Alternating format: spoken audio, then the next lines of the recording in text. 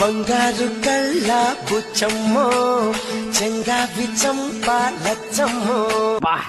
ఏముందరా లంజా.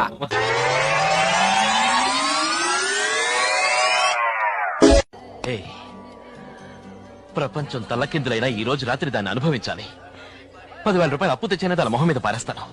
అది వస్తుంది అడుగుస్తానుండు.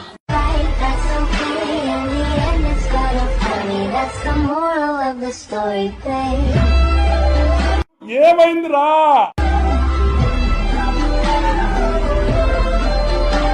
ఆవిడ సంగతి చూసుకోవయ్యా, ఆవిడ తీయండి అయ్యా, ఆవిడ బాధ ఏంటో చూడండి.